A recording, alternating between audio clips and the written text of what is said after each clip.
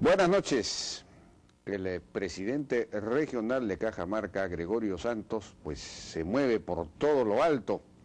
Ha venido a Lima y ha convocado a una conferencia de prensa internacional y ahí ha, repetido un poco lo que ya sabemos. Ha dicho que los términos de referencia acordados en Lima por el Premier y algunas autoridades cajamarquinas, pues no serían aceptados por ellos, que ellos tienen sus propios términos de referencia que han sido consensuados por el grupo de Gregorio Santos y los alcaldes que, digamos, él controla. Es algo que nosotros ya habíamos señalado en este programa. Y él espera que esos términos de referencia y los puntos que están considerados en sus propios términos de referencia sean tomados en cuenta y que en ese sentido se están tendiendo puentes, ha dicho, para tener una reunión la próxima semana con el ministro del Ambiente, Manuel Pulgar Vidal. Ojalá efectivamente que esa reunión se produzca y sea exitosa, que se llegue a alguna clase de acuerdo respecto de los términos de referencia, de eso se trata.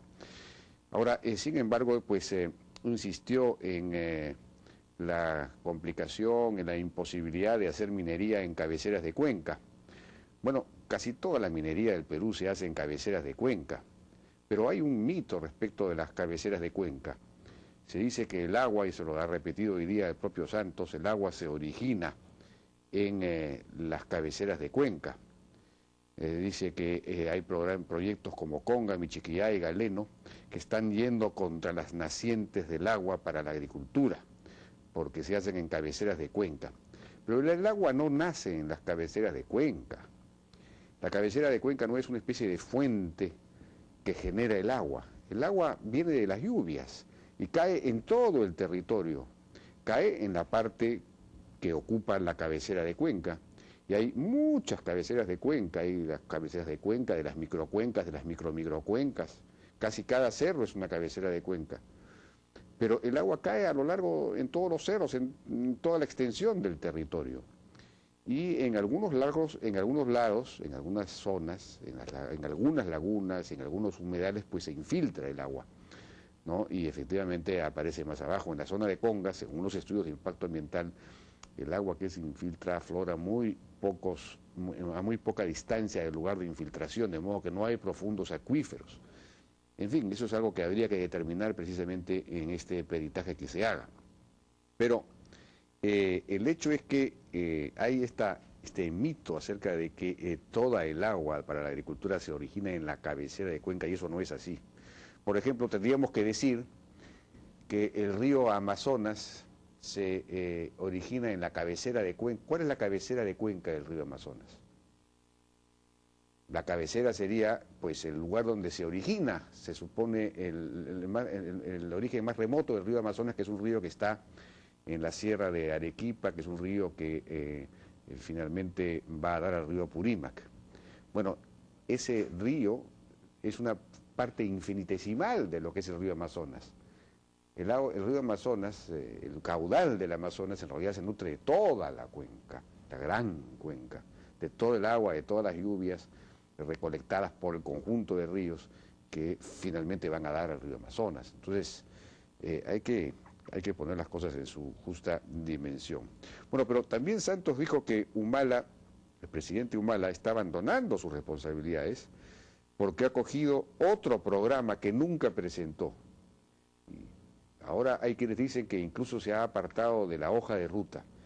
Y esto no es así. Lo que ha pasado es que Humala se ha concentrado en la hoja de ruta, incluso con desviaciones hacia el primer plan más izquierdista, como por ejemplo en todo lo que es Petroperú, Electroperú, PDVSA, Venezuela y todo lo demás. Entonces, en la hoja de ruta, por ejemplo, se dice claramente que un principio fundamental, el compromiso con el pueblo peruano firmado por Ollanta Humala, decía que se honrarían todos los compromisos del Estado, eso, honrando todos los compromisos del Estado. Y precisamente lo de Conga es un compromiso, porque el estudio de impacto ambiental fue aprobado por el Ministerio del Ambiente y por lo tanto es una norma ya establecida y es un compromiso del Estado.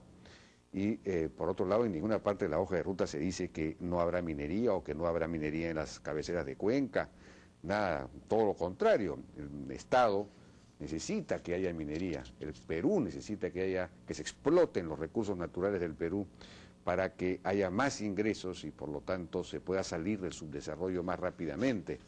Es absolutamente indispensable aprovechar los recursos que la naturaleza nos ha dado.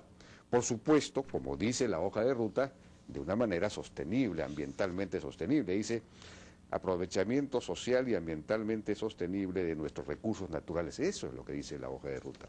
Y de eso se trata, por cierto. Bueno, comentemos muy brevemente el anteproyecto de la Ley General de Trabajo que ha sido presentado ayer. Vamos a estar justamente ahora con Jorge Toyama, abogado laboralista. A primera vista, por lo que hemos podido leer muy rápidamente, porque no hemos tenido acceso a todo el anteproyecto todavía, pues se trata de una norma que sería negativa para la generación de empleo y para la generación de empleo formal, para la formalización del empleo en el Perú, porque incrementa la rigidez, incrementa los costos no salariales, los costos de la formalidad.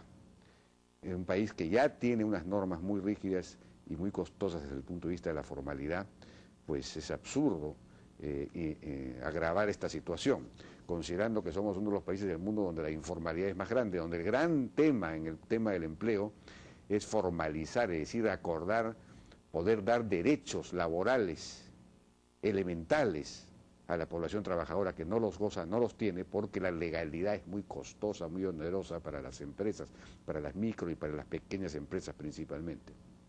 Vamos a estar con Jorge Toyama, luego con Miguel Palomino para hablar acerca de qué está pasando con estas concesiones y obras que se paralizan, digamos, hay una especie de parálisis de la obra de infraestructura en el Perú, qué es lo que está ocurriendo.